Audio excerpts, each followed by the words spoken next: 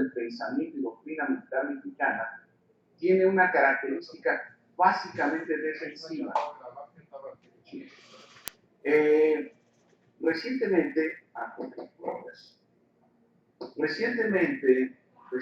nosotros podemos observar en la literatura especializada cómo ha habido un resurgimiento de los enfoques geopolíticos respecto de la seguridad nacional, de la seguridad internacional y de la seguridad interior. México tiene un punto fronterizo que es el más transitado en todo el mundo todos los días, que es Tijuana-Saltillo. Es el punto fronterizo más transitado en el mundo. México comparte con Estados Unidos 54 cruces fronterizos que pueden ser puentes internacionales, desde luego pueden ser pasos ferroviarios de automotores o peatonales. Y además compartimos una población de las ciudades gemelas, que son 14, que son alrededor de 20 millones de habitantes, un poco más que toda la población de Guatemala. Estas características físicas de lo que es México nos remiten a cuáles son los aspectos fundamentales de su frontera. Les pido a mis colegas que están en otras partes del mundo que si tengo alguna imprecisión con lo que voy a decir a continuación, me ayuden a seguir aprendiendo. Pero según mis estudios, en términos geopolíticos, México y Estados Unidos tienen una frontera que solamente reúne todas estas características en todo el mundo. Primero, México y Estados Unidos comparten una frontera lingüística, cosa que se puede observar en otras partes del mundo y que es más o menos extendida, por ejemplo, Francia y España, por ejemplo.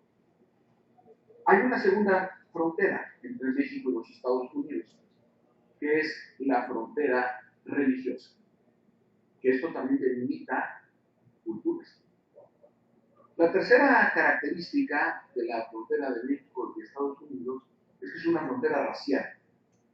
En términos, todas las fronteras llegan a ser difusas, pero, por ejemplo, las fronteras entre los países hermanos latinoamericanos, pues no están disímbolas, tienen sus acentos, desde luego, pero no están tan contrastadas como la que nosotros tenemos. La cuarta característica de nuestra frontera es que es una diferenciación importante en términos económicos. La quinta frontera también tiene que ver con características de índole cultural. ¿Sí? Y la sexta y última frontera tiene que ver con diferencias en nuestro sistema político. México también, y esto es muy importante que lo sepan nuestros colegas, México es la sexta potencia cultural de acuerdo a la UNESCO a nivel mundial, en términos de patrimonio natural y patrimonio histórico. Y somos la primera potencia cultural del continente americano. Es lo que los analistas y los teóricos llaman como el poder suave. Es decir, la proyección de nuestros intereses naturales, me refiero como todos los países lo tienen, en términos de cómo compartimos y cómo articulamos la convivencia con nuestros vecinos.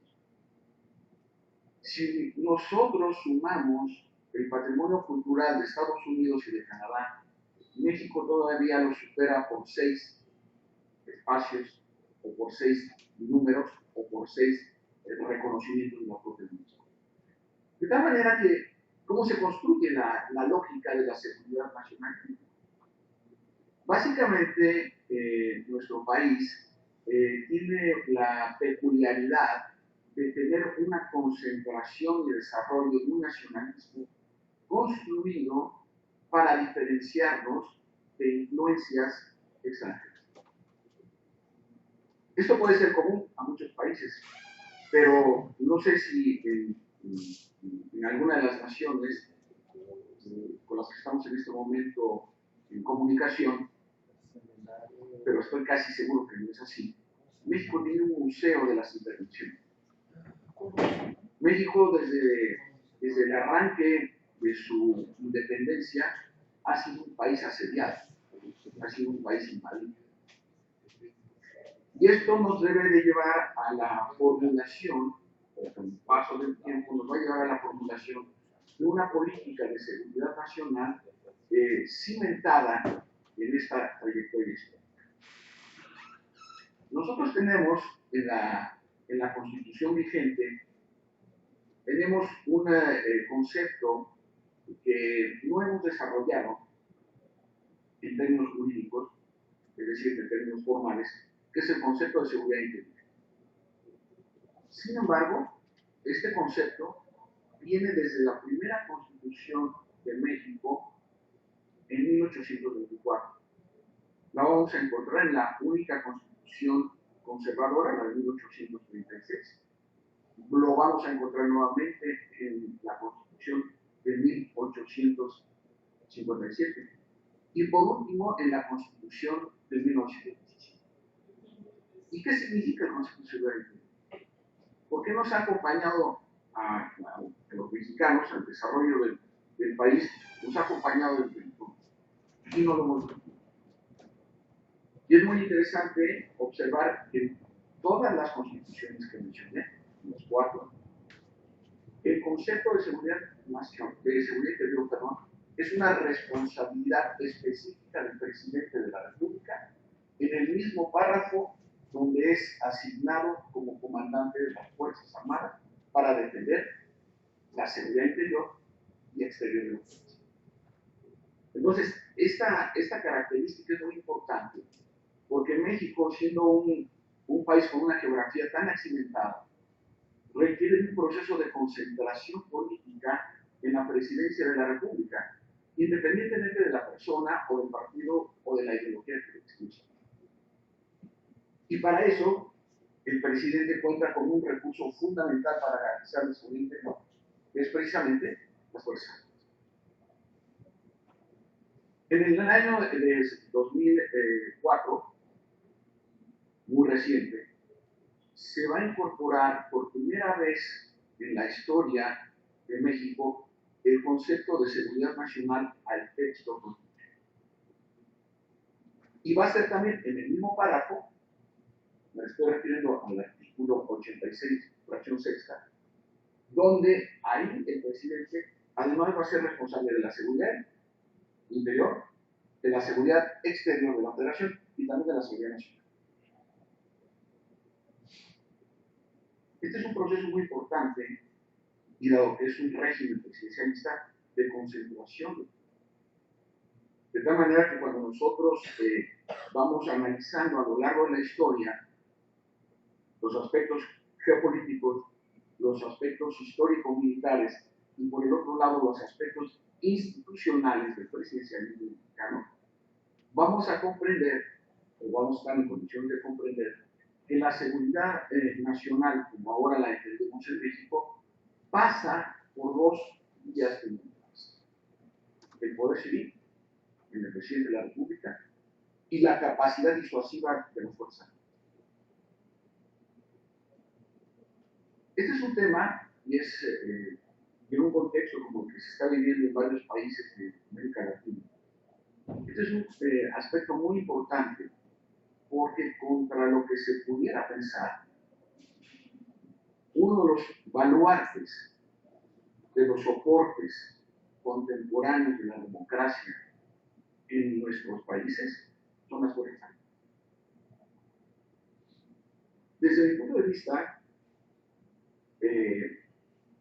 con la trayectoria institucional que nosotros podemos conocer en el siglo XXI, es muy interesante observar cómo la presencia de las Fuerzas Armadas en las democracias contemporáneas están apegadas a las prácticas de la propia democracia. Y eso mismo sucede en el caso de México. Nosotros podemos observar cómo, por lo menos desde 1988, todos los presidentes de la República, sin excepción, han intervenido en el sector defensa, seguridad y defensa. Y me voy a permitir hacer un repaso breve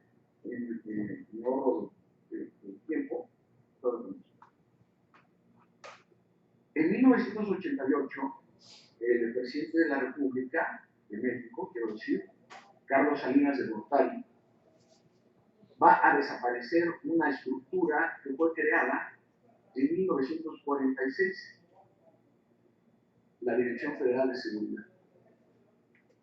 Esta estructura se convirtió con el paso del tiempo de manera desafortunada con la policía política del México.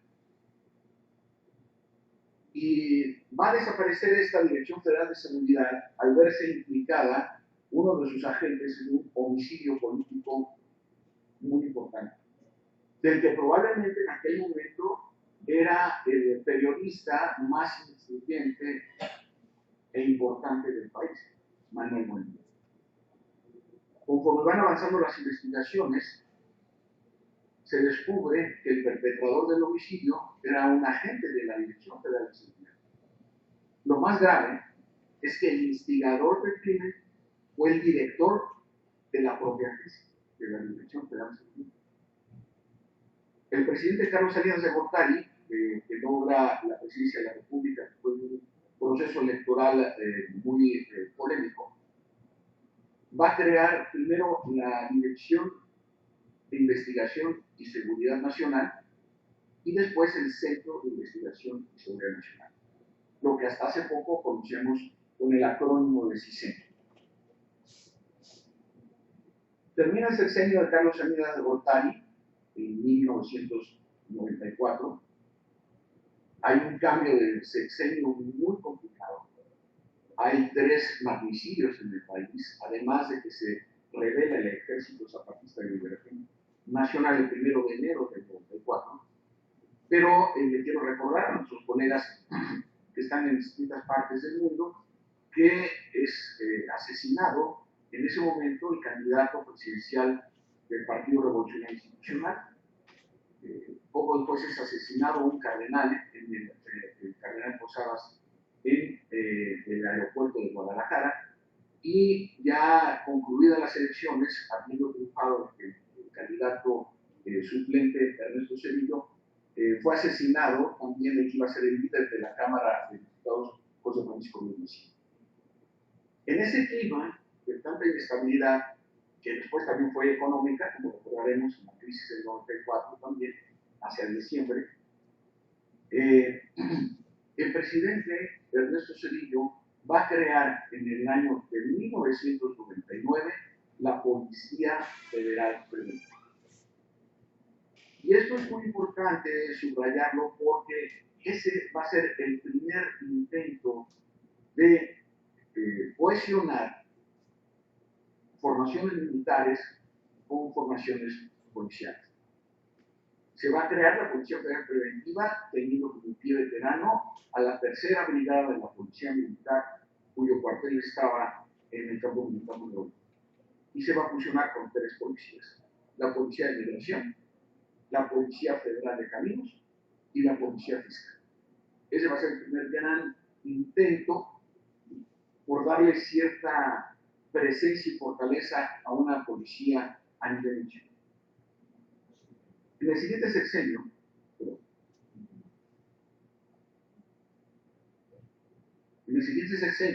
el primero del siglo XXI y el primero que pierde el Partido Revolucionario Institucional desde que fue creado en 1929, con el presidente Vicente Fox Quesada, va a haber también una reestructuración muy importante.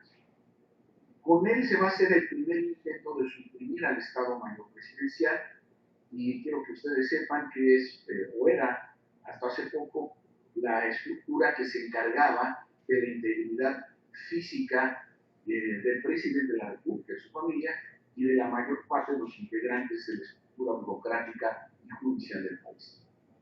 Entonces, durante el sexenio del presidente Vicente Fox Quesada, se va a crear la Secretaría de Seguridad Pública Federal. En el siguiente sexenio, con el presidente Felipe Calderón Hinojosa, va a desaparecer probablemente la Policía Federal Preventiva y se va a crear la Policía Federal, en donde se va a cuadruplicar su pie de fuerza. También se va a impulsar de manera muy importante la plataforma México, que es un instrumento de concentración de los datos que tienen que ver con la seguridad pública.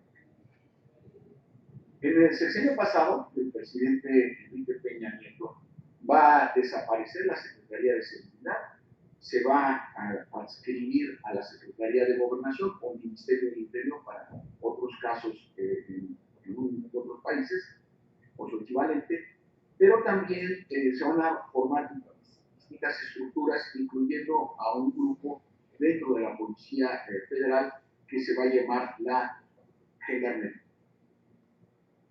En el sexenio que está corriendo hay cambios muy importantes. Va a desaparecer el Estado Mayor Presidencial, el Centro de Investigación y Seguridad Nacional.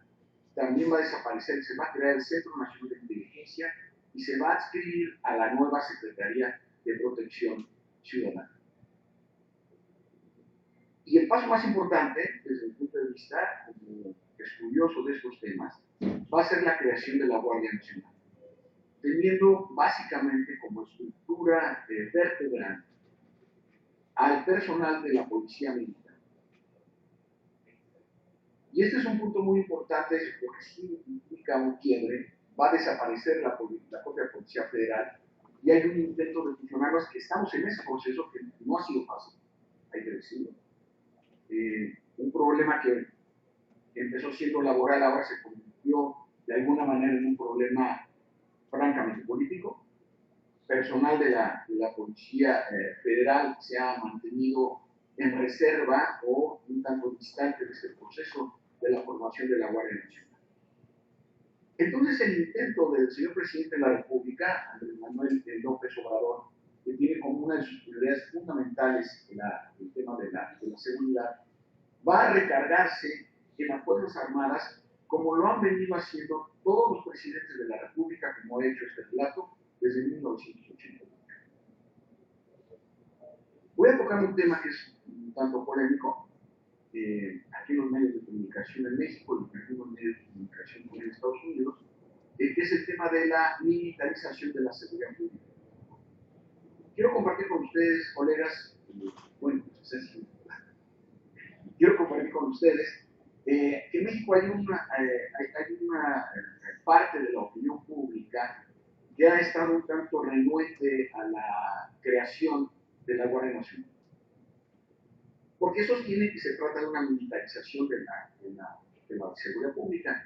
Sin embargo, yo, cuando debato con mis colegas, yo les pido que pongamos números y no prejuicios en el análisis de estos temas. ¿A qué me refiero? Según el Centro Nacional de Información de la propia Secretaría de Seguridad y Protección Ciudadana, México cuenta en total, México es un país federal, tiene una estructura de gobierno local, municipal y estados de la República. Son alrededor de 2.500 municipios y 32 estados de la República, incluyendo a la capital del país. Muy bien. Hay alrededor de 395,000 policías en todo el país. Y tenemos, en términos generales, incluyendo a los elementos del Ejército Mexicano, de la Fuerza Aérea Mexicana y de la Armada de México, alrededor de 290,000 elementos. Esto significa que casi hay más de 100,000 policías que todos los integrantes de las Fuerzas Armadas de México. Y además, tanto de parte de la Secretaría de Defensa Nacional como de la Armada de México, que es otra secretaría, hay alrededor de 80,000 elementos que están designados o asignados a tareas de apoyo a la seguridad pública. Entonces no existe ese tal concepto de militarización, ni siquiera en el número de elementos destinados a ofrecer seguridad pública a todos los ciudadanos del país. En este proceso, en esta discusión, es muy importante señalar que para la creación de la Guardia Nacional sí se tomó al personal que integra las 12 brigadas de policía militar, porque geográficamente en México tiene 12 regiones militares y 46 zonas militares. Entonces había una brigada de policía militar por cada región militar, que es el pie veterano y la estructura fundamental de lo que hoy es la Guardia Nacional. ¿Qué consecuencias está teniendo esto? Obviamente, la Secretaría de la Defensa Nacional, como estructura administrativa, y el Ejército y Fuerza Aérea Mexicana, como Fuerzas Armadas, están haciendo un esfuerzo muy importante para contribuir de manera profesional y de manera permanente para que ese personal se transfiera a la Guardia Nacional. En estas circunstancias se modificó la Constitución en 11 artículos. Que yo recuerde, desde mis estudios sobre estos temas, nunca se había modificado de tal profundidad y con tal extensión la Constitución de México para crear a la Guardia Nacional. Salud. Se modificaron 11 artículos de la Constitución, se crearon 4 leyes secundarias, entre ellas la ley de la Guardia Nacional, la ley de detenciones, el uso proporcional de la fuerza y la ley del Sistema Nacional de Seguridad. Todas estas 4 leyes enmarcadas para la creación de la Guardia Nacional.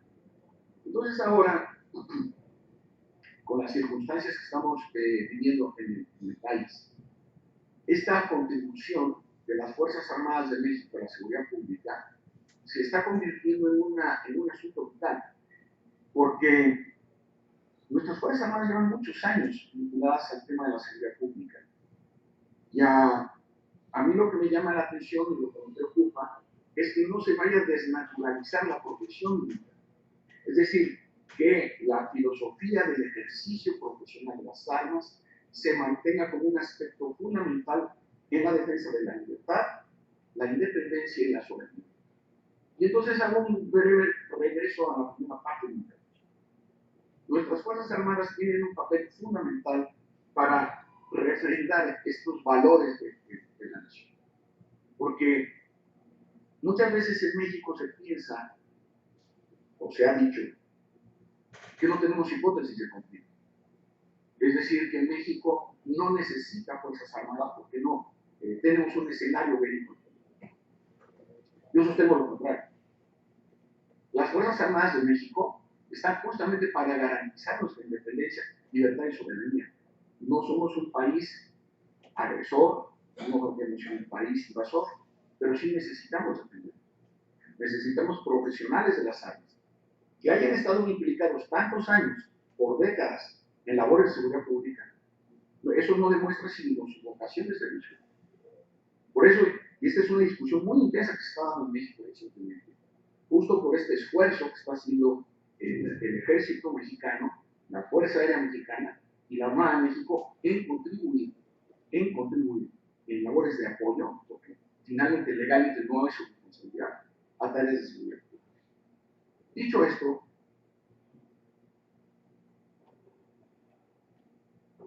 ¿qué viene? ¿Cuáles son los siguientes pasos?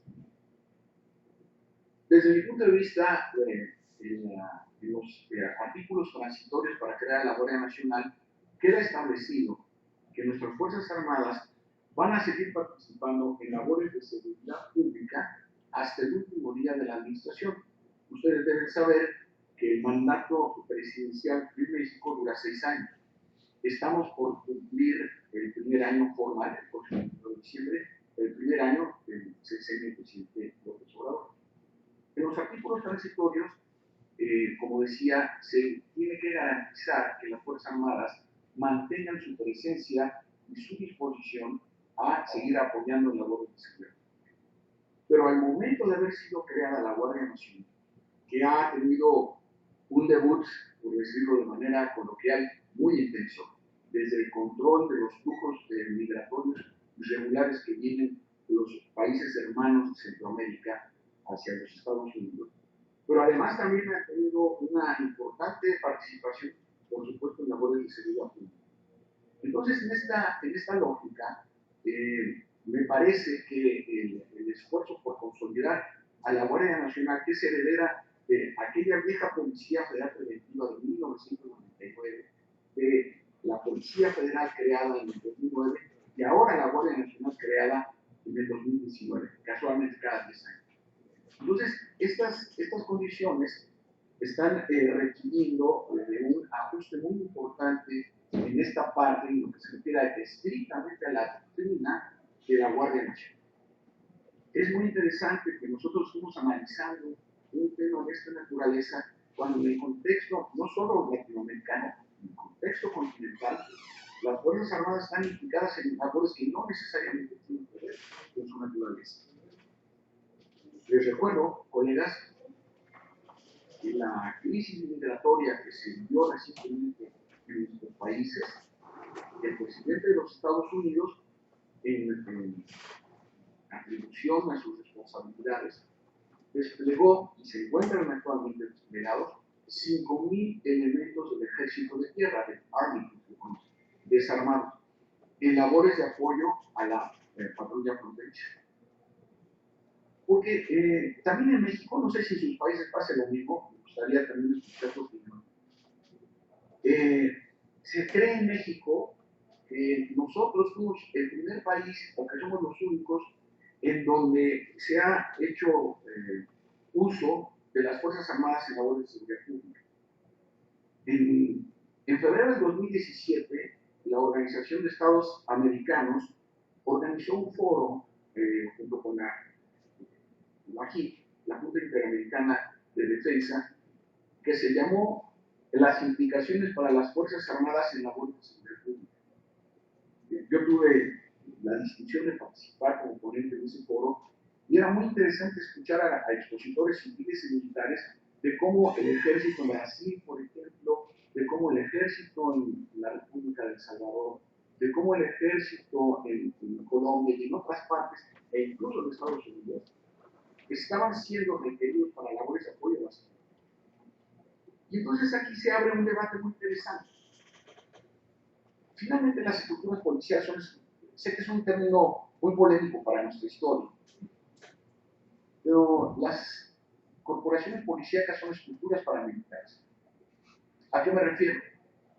No me refiero al paramilitarismo que ha tenido un papel polémico, digamos, en nuestras historias. Me refiero a que son unas estructuras paramilitares porque tienen insignias, tienen jerarquías, tienen armamento, tienen uniformes, tienen infraestructura, tienen cuarteles, tienen sistemas de radiotelecomunicación. A eso me refiero. ¿Qué es lo que se está buscando con la Guardia Nacional en México? Darle los valores de las Fuerzas Armadas a una estructura de seguridad pública. Quiero que sepan, colegas, que no hay encuesta de una empresa pública o privada donde las Fuerzas Armadas no estén en el primer lugar de confianza y aceptación. Y eso es un orgullo para nosotros como ciudadanos, como civiles. Tener unas Fuerzas Armadas que sean respetadas, que sean apreciadas y que justamente por esas prácticas de sus valores traten de transmitirse a la creación de una Guardia Nacional cuya función principal va a ser regresar al Estado de Derecho y a la paz pública en algunas partes. Entonces, sí es muy interesante el debate que estamos teniendo en México. Hay una gran producción de mis colegas civiles en términos del análisis de las perspectivas, pero también dentro de las Fuerzas Armadas, aquí mismo desde el Colegio de Defensa Nacional de México, en la Ciudad de México, el estar estudiando estos temas nos lleva a plantearnos esta necesidad de discutir cuáles son las futuros escenarios respecto de qué tienen que hacer las Fuerzas Armadas en un contexto donde el crimen organizado transnacional, la migración forzada, el cambio climático, las epidemias, entre otros aspectos de la nueva agenda de seguridad internacional, tienen que ver directamente con su misión. Yo sostengo, ya casi para concluir, que las Fuerzas Armadas, al menos de México, perdón, ponen en evidencia un aspecto muy interesante desde mi punto de vista. No sobreviven los más fuertes, sino los que mejor se van. Y en ese sentido, las Fuerzas Armadas de México han tenido la capacidad de irse adaptando a los cambios de la historia del país. Se nos decía que México no había tenido ningún otro partido del gobierno desde 1929 hasta el año 2000 que no fuera el PRI o sus antecedentes. En tan solo 18 años, hemos tenido 3 alternancias en el poder ejecutivo en México. Esto demuestra no solo la solidez de nuestra democracia, sino además el compromiso de las Fuerzas Armadas de trabajar con quien quiera que ocupe la presidencia de la República, porque su responsabilidad es institucional. Entonces, dejándoles este mensaje, colegas, me gustaría pasar a la sesión de preguntas, de comentarios, de debates, si es el caso, y agradecerles mucho el favor de su atención. Y estoy muy contento con esta participación.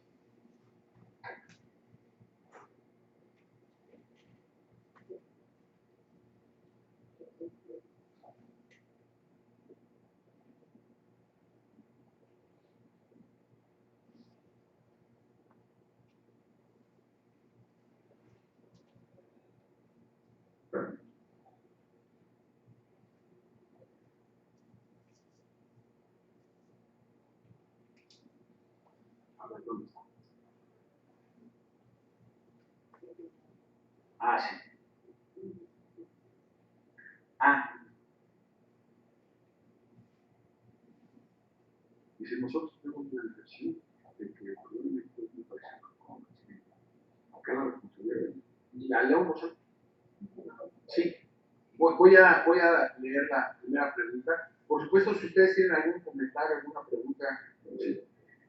Voy a leer en voz alta. La pregunta dice, nosotros tenemos la impresión de que el problema de México es muy parecido con el brasileño.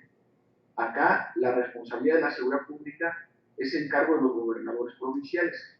Entonces, para enfrentar el crimen transnacional, se precisa desarrollar un sistema único de seguridad pública para integrar las diversas policías. ¿En México se piensa hacer lo mismo o la Guardia Nacional va a centralizar todas las policías en el sol? Esta es una pregunta muy interesante porque otro caso que he estudiado es el caso de Colombia, en donde no hay más que la Policía Nacional. Mi opinión es que si nosotros, como país, en términos jurídicos, se eliminan o se suprimen jurídicamente a las policías municipales y estatales, me parece que vamos a estar modificando la esencia del Estado mexicano. Sí me parece que uno de los grandes retos, mis amigos que están en esta aula lo saben mejor que yo, que es un tema que se ha debatido desde hace mucho, que es la creación o fortalecimiento de las policías locales como un reto fundamental. Me parece que ese tendría que ser el camino porque no hay personal suficiente de la Guardia Nacional como para mantener una presencia en todos los municipios de todos los estados de la República. Colegas, quiero que sepan, allá en sus países, que el actual gobierno dividió al país en 266 demarcaciones para asignar el personal de la Guardia Nacional. En este momento se encuentran ya desplegadas en 150 demarcaciones que son las consideradas como críticas, dado el nivel de violencia que se vive en esas demarcaciones. La gran diferencia de otras épocas es que ahora la Guardia Nacional va a estar desplegada de manera permanente. ¿Qué quiero decir con esto? Que se están construyendo cuarteles para que la Guardia Nacional permanezca en esos lugares. De tal manera que de alguna forma va a estar colaborando de manera directa con las autoridades municipales y estatales. Si a mí me preguntan en este momento, donde estamos viviendo probablemente, el año más violento en la historia de México, desde que terminó la revolución en 1919, probablemente el año más violento, yo sí argumentaría en la eliminación o suspensión por algunos años de la policía local. Es decir, los niveles que estamos viviendo de violencia en el país requieren una respuesta, desde mi punto de vista, una respuesta muy importante del Estado mexicano, y en ese sentido desaparecer a las policías municipales de manera provisional para que entonces la Guardia Nacional y las policías estatales se hagan cargo de la seguridad pública. Esa sería mi opinión ante una situación crítica por la que se está viviendo en el país. Otra pregunta dice, una de las amenazas más visibles para la seguridad de México son el crimen organizado, los cárteles, la insurgencia. ¿Cómo México maneja, aísla, neutraliza este problema? ¿De quién es la responsabilidad en primera instancia? Como las Fuerzas Armadas intervienen y bajo qué marco legal. Este es un tema muy interesante. En enero del 2008, la Organización del Tratado Atlántico Norte emitió una directiva para que el personal militar de la operación multinacional que estaba que sigue en Afganistán se dedicara a labores de erradicación del cultivo del opio, porque se descubrió que la guerrilla talibán se estaba financiando con el tráfico de opio. Ahí es cuando se crea el concepto o el término de narcoinsurgencia o de narcotráfico. Con los acontecimientos del 17 de octubre en México, en Culiacán, en Sinaloa, el presidente de los Estados Unidos emitió una directiva para crear una fuerza de tarea desde el Departamento de Justicia para atender 3 tipos de delitos. El partido de Dios o Hamas, que es el partido gobernante palestino, terrorismo. 2, al pandillerismo centroamericano, en particular la Mara Salvatrucha 13, y las organizaciones delictivas mexicanas de la organización Nueva Generación y el grupo encabezado por Joaquín Guzmán y Mayo Zambada, malamente conocido como el Cártel de Sinaloa. Digo malamente porque el Estado de Sinaloa hay gente buena. No podemos darle el nombre de una organización criminal a un Estado de la República. Por eso me refiero a los apellidos de los delincuentes. Entonces, narcotráfico, pandillerismo y terrorismo, creado desde una misma fiscalía o fuerza de tarea, tratando de homologar desde la perspectiva del derecho estadounidense estos 3 tipos de delitos. En México, los delincuentes no pueden ser llamados ni narcoterroristas ni narcoinsurgencia, porque es darles un papel que no se merece. ¿A qué me refiero? No traen ninguna reivindicación ideológica ni política, ni de origen, ni como objetivo. Entonces, por eso, en este caso, y la pregunta es muy pertinente, justo ahora que se han hecho las modificaciones legales, las Fuerzas Armadas en México ya cuentan con el marco jurídico necesario para atender la problemática de seguridad pública. Con las 4 leyes secundarias que les había comentado. Otra pregunta, ¿no hay en México tal y cual en Brasil una confusión entre conceptos de seguridad interna y seguridad pública? Sí, es una pregunta muy pertinente, sí la hay. Sí la hay, incluso en términos jurídicos. Yo he tenido la oportunidad de participar en el Congreso Mexicano cuando se han discutido las leyes de seguridad interior, que no prosperó, por cierto, se declaró inconstitucional la Ley de Seguridad Nacional, que ahora, con las modificaciones a la seguridad pública. En México, en la Ley Orgánica del Ejército y la Fuerza Aérea y en la Ley Orgánica de la Armada de México, tienen como responsabilidad garantizar la seguridad interior. ¿Qué quiere decir seguridad interior? De una manera muy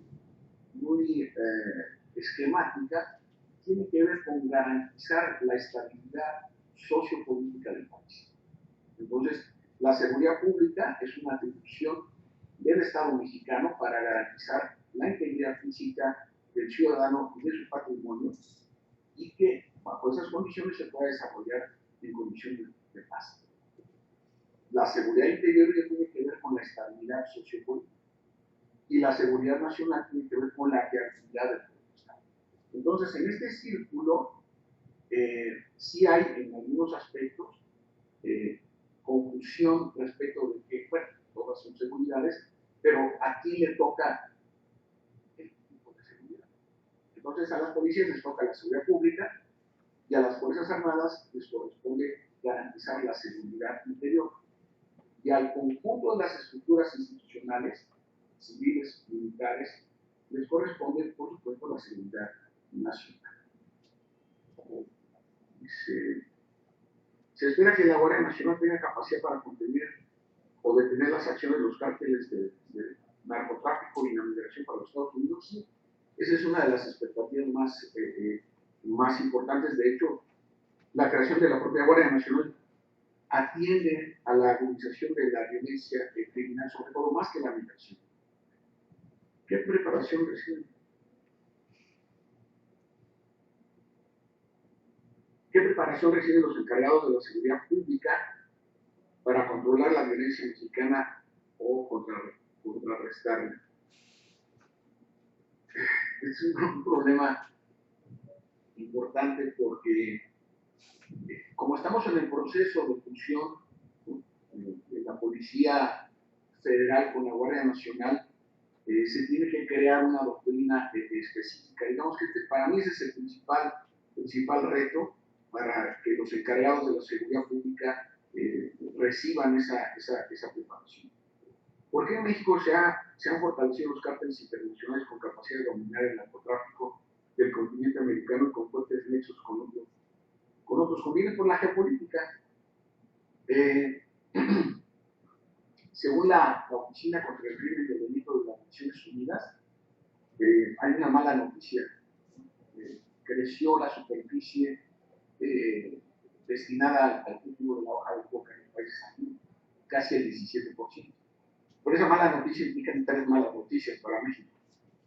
Una, que el mercado del consumo de cocaína va en aumento. Segundo, que el 70% del consumo de la cocaína es en Estados Unidos. Y tercero, que el 60% de esa producción pasa por México.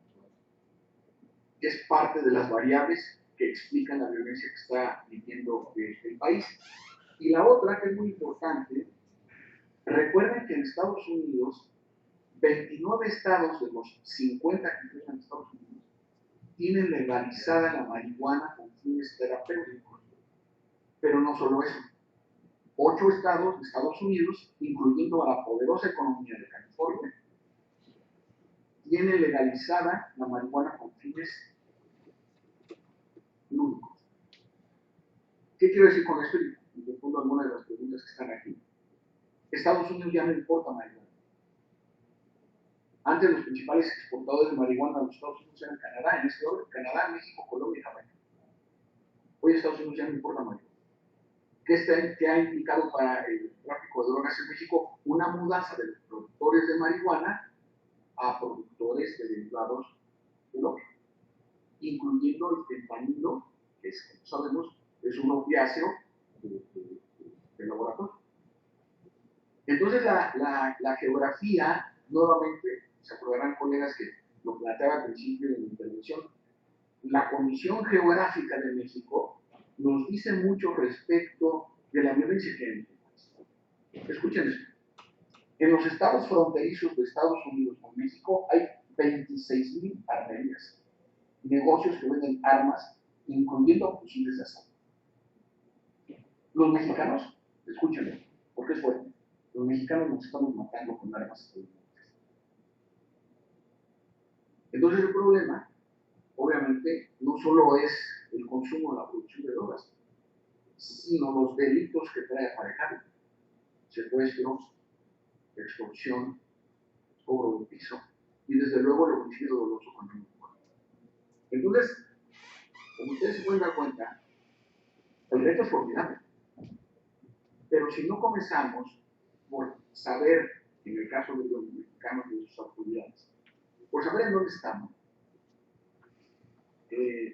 difícilmente vamos a poder construir una política de seguridad pública que no tenga que ver con sexenios, sino que tenga que ver con aspectos de una política de Estado de largo alcance.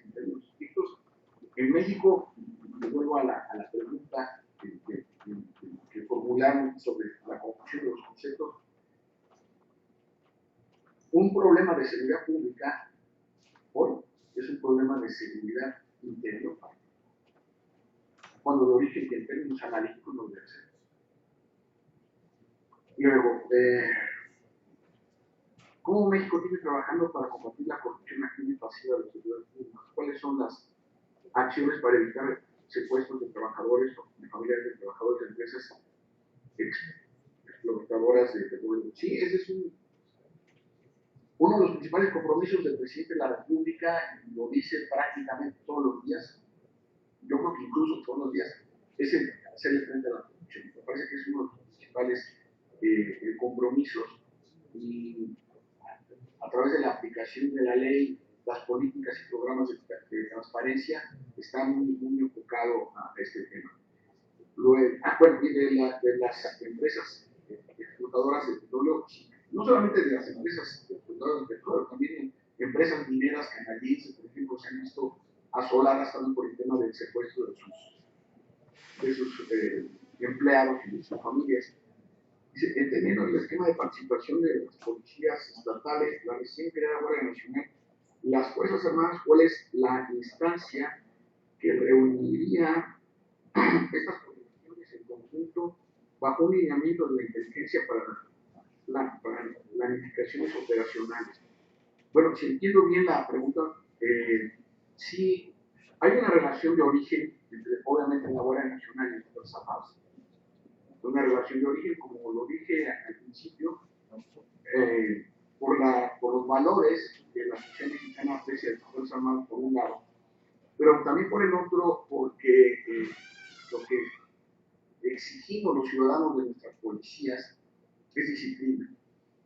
Disciplina, honradez, honestidad, y esos valores, como lo tienen las Fuerzas Armadas, por eso en este momento hay una relación tan estrecha entre la creación de la Guardia Nacional y las Fuerzas Armadas en México. Dice, con la Guardia Nacional se da con el fin de sacar al ejército de las calles y su posible desaparición y llamarle Guardia Nacional. Bueno, precisamente ese es uno de los temas más polémicos, porque, lo decía al principio, algunos sectores de la opinión pública son propensos a señalar que si la Guardia Nacional resuelve el tema de la seguridad pública, luego entonces no se necesitarían Fuerzas Armadas. Evidentemente este es un planteamiento falaz, es un planteamiento tramposo, porque las Fuerzas Armadas de cualquier país necesitan tener capacidades disuasivas. Todos los estados lo requieren.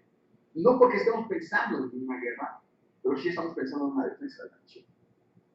Y en ese sentido, la Guardia Nacional va a cumplir un papel muy importante, porque con los valores de las Fuerzas Armadas, con la mística, con el patriotismo de las Fuerzas Armadas, va a servir a la seguridad pública, que es lo que los ciudadanos hemos estado demandando desde hace mucho tiempo. ¿Cuál es el papel de los gobernadores en materia de seguridad pública? En algunos casos, lamentablemente,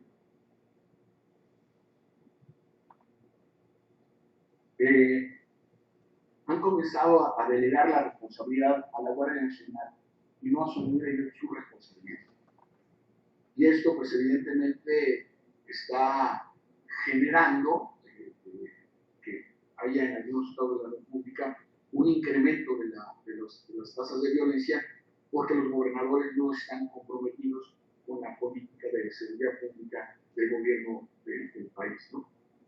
Dice, con esa cantidad, con esa cantidad de armerías en México, ¿cómo controlan las armas y con qué va a acelerar? En México, los ciudadanos, esto lo digo para mis colegas, ustedes están usando mucho mejor que yo. En México, los ciudadanos sí tenemos derecho a tener armas. Hay dos tipos de permisos que da la Secretaría de la Defensa Nacional. Uno es el permiso de portación, sí, para traerla consigo, o de posesión, para tenerla en negocios y casas, siempre y cuando justifiquemos como ciudadanos por qué queremos tener un arma. Están prohibidas todas las demás armas, no está permitido ningún fusil de asalto o pistolas más allá de 38, de 380. 380, ¿no? Exacto. Gracias. Entonces, esto es muy importante señalarlo, porque el trasiego de armas ilegal de los Estados Unidos a México se hace por unidad.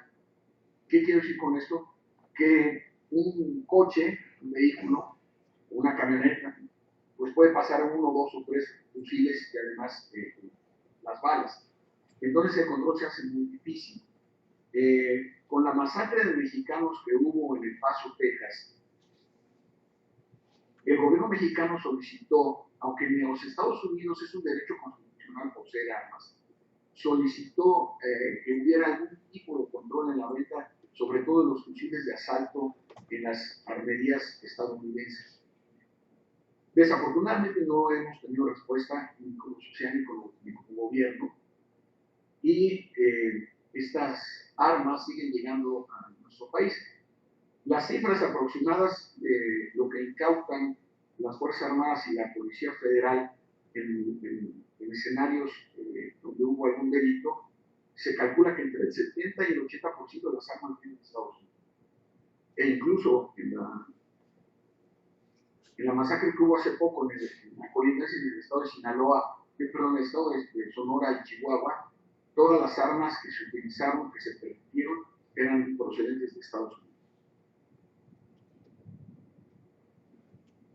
Nos puede indicar si las Fuerzas Armadas, para el empleo en actividades de seguridad interna, tienen material, equipo, antimotines, y si la ley permite actuar en contra de la población en base a un uso progresivo de la fuerza.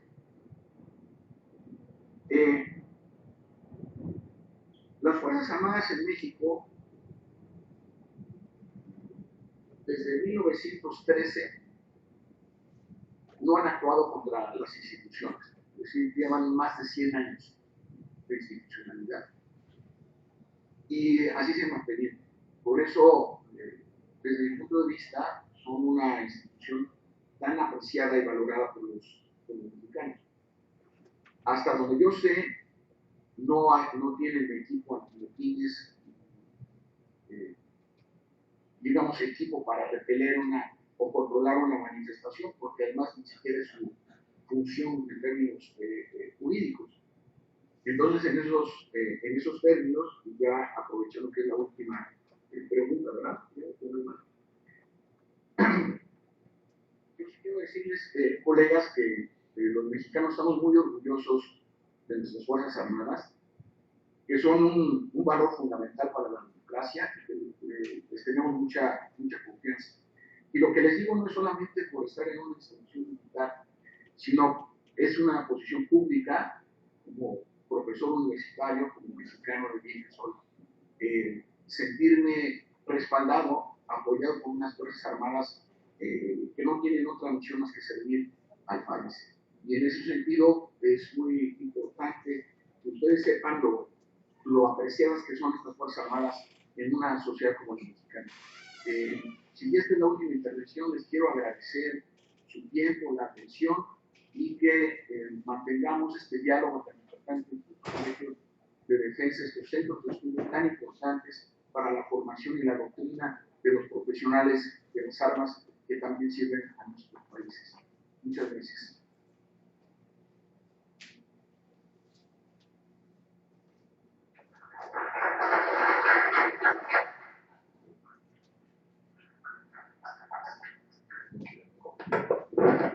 Sí, mi coronel, damos por concluido la conferencia del día de hoy por parte de México. Muchas gracias, coronel México, por la conferencia. Nos quedamos ahora, como he mandado por correo electrónico, los representantes de los colegios organizadores para tratar el tema de la clase.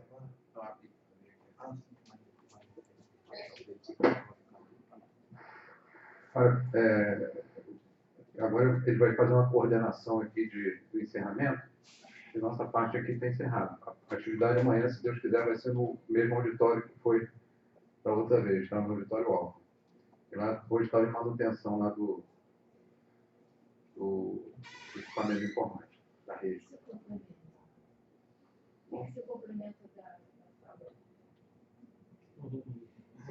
Eu não sei se está aberto aqui o microfone.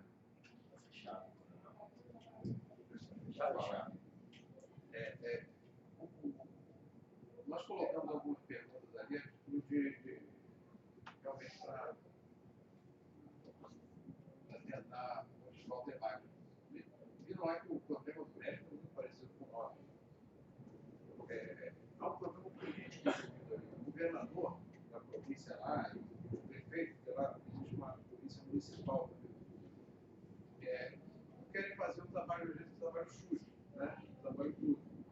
E aí passa o problema para cima, para a Guarda Nacional, para a Força Militar.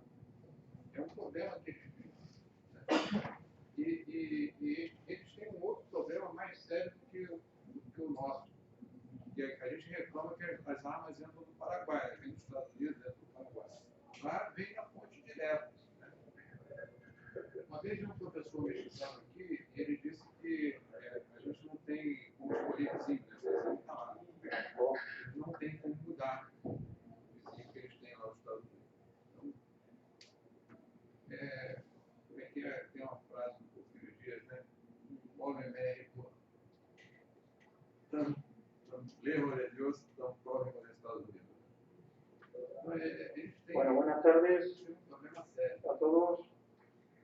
En relación con la clausura que tenemos el día 14, bueno, lo primero es que en el programa que se repartió, pues hay un claro error de números. Entiendo que la conferencia 12, Ricardo, es de las 14:00 a las 15:30 y luego posteriormente un cuarto de hora para la clausura del seminario. Confírmamelo, Ricardo, por favor.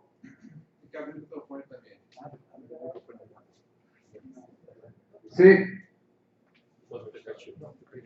Tem que abrir aqui. Peraí, já vai.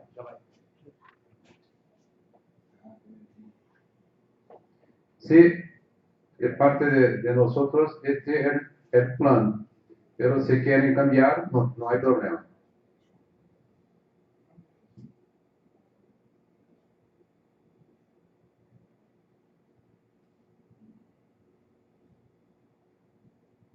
Ricardo, ¿has recibido mi pregunta? Sí, lo comprendí. El que está planeado es eso. Pero si desea cambiar algo, no hay problema. Le escucho bien, Juan. Le escucho bien. ¿No me escucha?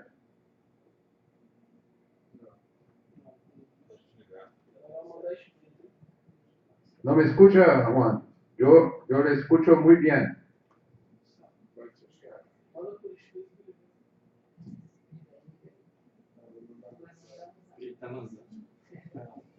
WhatsApp.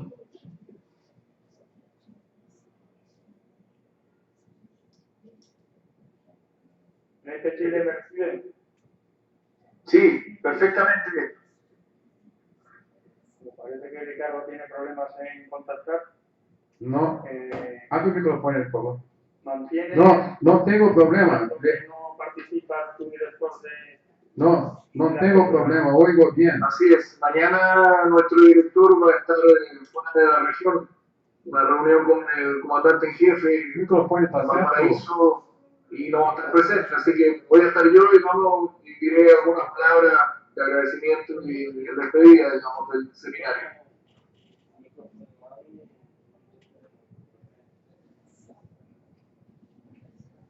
Vê se o microfone está certo ali. Configuração de Salvador. Entendemos Ahí que no, el profesor ahí de no. política de estudio estratégico Ahí no. participa. Não. É áudio. Aí de baixo. Aí. É o microfone. É isso aí mesmo, né? Pero vamos a confirmar quiénes están y quiénes no están, porque si no, que a mí este Chile, ¿estás ahí? Hola, Juan. ¿El Salvador me recibe? Juan, escucha Brasil, Juan.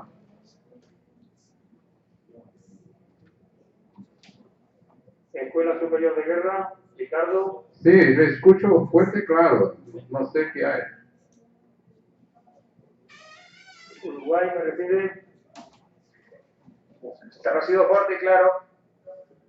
Igualmente para ti. Uruguay escucha Brasil, ¿no?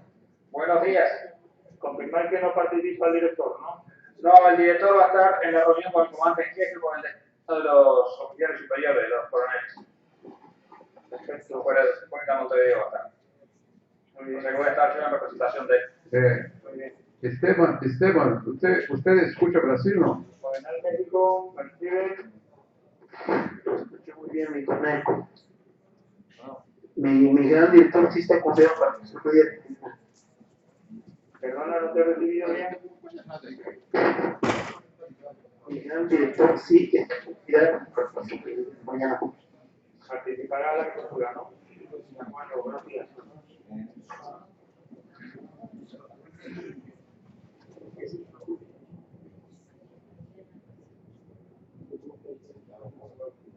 Aberto aqui.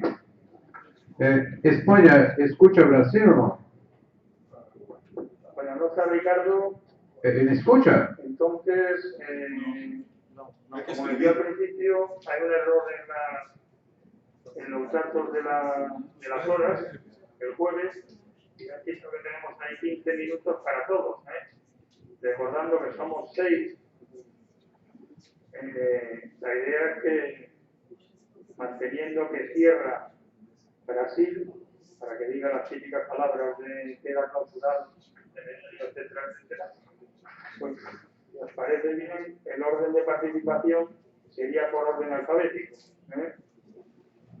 Y luego lo que sí os pediría, que teniendo en cuenta el tiempo que tenemos, pues que sean 2 minutos, 3 minutos como máximo por cada uno de los participantes. Dame enterado, en este Chile.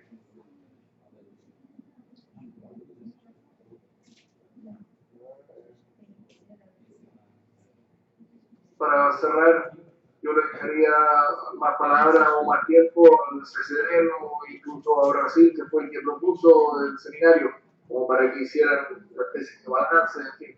Pero lo demás puede ser muy breve. Listo. Tampoco va a participar el director. En su lugar lo hará el jefe del Departamento de Cultura y Diplomacia de Defensa, el general Belén de Pachín. Entonces, totalmente de acuerdo. Los otros 5 escuelas harán una rápida despedida, que sea la Escuela Superior de Brasil la que tome el peso del seminario. Lo hablaré con Ricardo para confirmarlo y ya os mandaré un correo. ¿Usted me escucha ahora, Juan?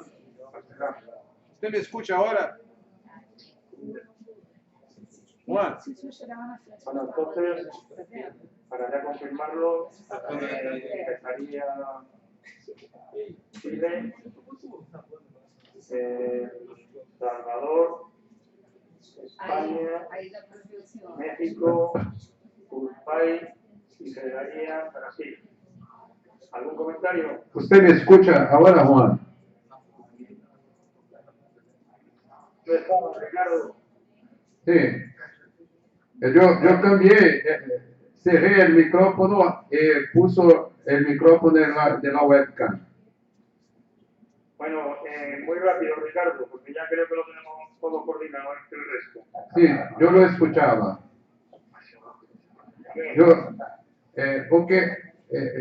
¿A qué hora tengo que encerrar la conferencia?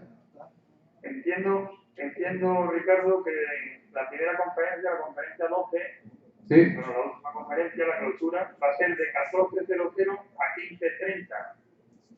no, sí, pero con las preguntas, con todo, con el debate, con todo. Sí, todo incluido. Sí, Y luego, de 15:30 a 15:45, como máximo, el cierre. sí, claro. Entonces, primero pasaremos por orden alfabético. Primero va a hablar Chile, que no está su director, y hablará Fernando. Rápidamente pasaremos a El Salvador, que sí participa su director. Después al CSD, que lo hará en nombre de mi director, el jefe del Departamento de Cultura y Diplomacia de Defensa, un general. Después México, que también participa el director del CONENAL. Uruguay, que no participa el director, pero lo representarán. Y por último, cierras tú, Ricardo, con las palabras típicas de que era clausurado el quinto seminario, etcétera, etcétera, etcétera. Perfecto. Haremos todo lo demás que sea una despedida rápida para dejar en la Escuela Superior de Guerra el peso de la despedida del seminario. ¿Le parece? Sí, me parece muy bueno. De nuestra parte, las palabras de clausura no van a pasar de 3-4 minutos, no más que eso. Perfecto. Muy breve. Lo que sí haremos, Ricardo, si las preguntas, si se adelanta el final de la conferencia 12, lógicamente no vamos a esperar. En automático entramos ya con el cierre con la clausura. Sí, claro, cuando lleguemos a la hora de 15:30 GMT, vamos a encerrar las preguntas, mismo que no sea posible contestar. De nuestra parte, es eso. ¿Algo más? Pues nada, mando ya la invitación para la conferencia de mañana que corresponde a España y mañana nos vemos a todos. Muchísimas gracias. Muchas gracias. Perdón por el problema del audio. Tuvimos que cambiar el paraninfo de otro para ese por un problema técnico. Muchas gracias. Hasta mañana, si quiere Dios. Hasta mañana. Gracias, un abrazo a todos. Igualmente. Hasta mañana a todos.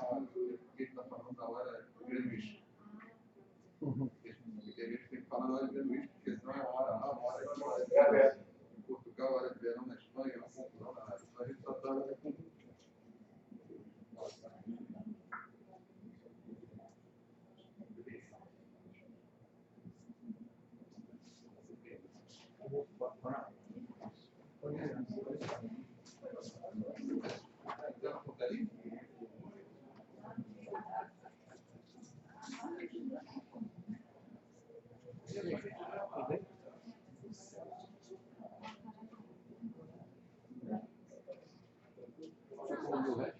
Sim.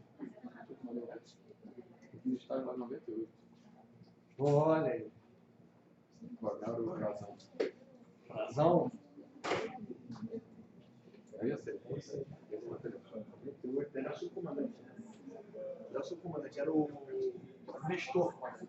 O coronel Frazão é subcomandante. Subcomandante. Era o Vaz depois do Nestor. Comandante. Subcomandante é, mas não. Eu era capitão lá no Centrino. Senhor? Eu era capitão lá no Centrino. Ah, é?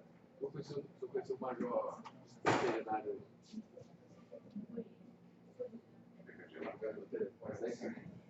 Lá saindo. Ah, eu sei. Como é que ele tá?